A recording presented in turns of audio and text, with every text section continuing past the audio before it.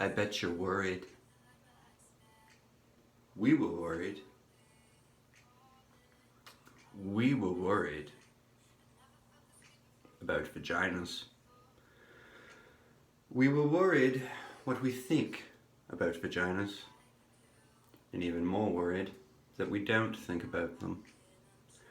We were worried about our own vaginas. They need a context of other vaginas, a community, culture of vaginas. There's so much darkness and secrecy surrounding them. Like the Bermuda Triangle, nobody ever reports back from there. In the first place, it's not so easy to even find your vagina. Women go weeks, months, sometimes years without looking at it. A high-powered businesswoman was interviewed and said she was too busy. She didn't have the time.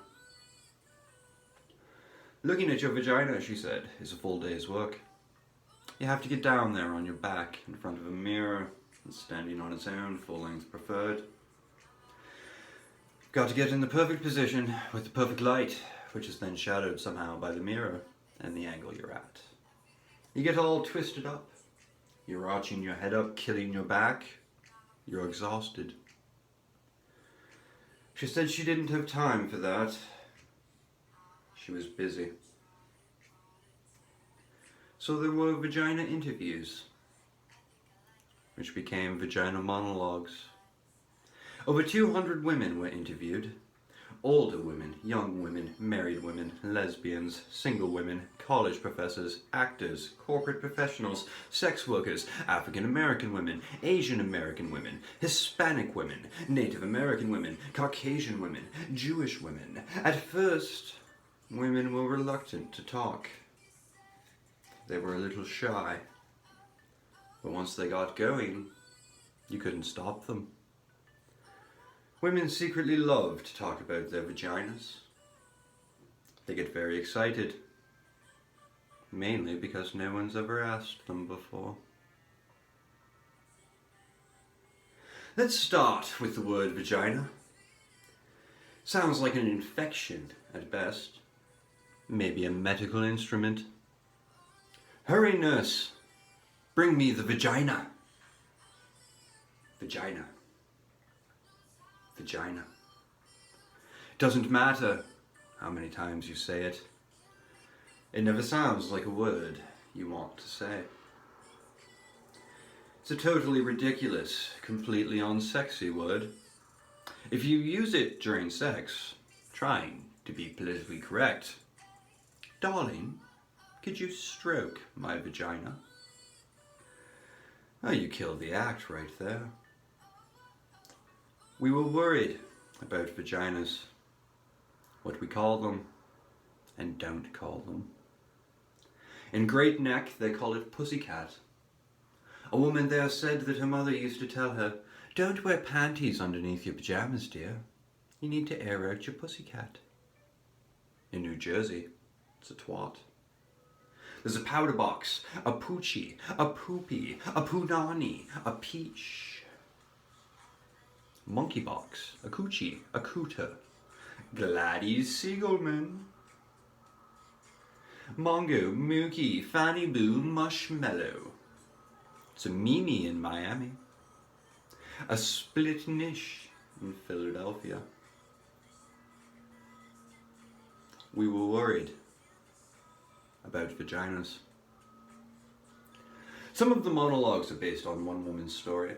Some of the monologues are based on several women's stories surrounding the same theme. And a few times a good idea became an outrageous one. This monologue is based on one woman's story, although the subject came up in every interview and was often fraught. The subject being, you cannot love your vagina unless you love your hair. Many people do not love hair. My first and only husband hated hair. He said it was cluttered and dirty. He made me shave my vagina. It looked puffy and exposed, like a little girl. This excited him. When he made love to me, my vagina felt the way a beard must feel. It felt good to rub it and painful, like scratching a mosquito bite. It felt like it was on fire. There were screaming red bumps. I refused to shave it again. Then my husband had an affair. When we went to marital therapy, he said he screwed around because I wouldn't please him sexually. I wouldn't shave my vagina. The therapist had a German accent and gasped between sentences to show her empathy. She asked me why I didn't want to please my husband. I told her I thought it was weird. I felt a little when my hair was gone down there, and I couldn't help talking in a baby voice when the skin got irritated, and even calamine lotion wouldn't help it. She told me marriage was a compromise. I asked her if shaving my vagina would stop him from screwing around. I asked her if she had many cases like this before. She said that questions diluted the process.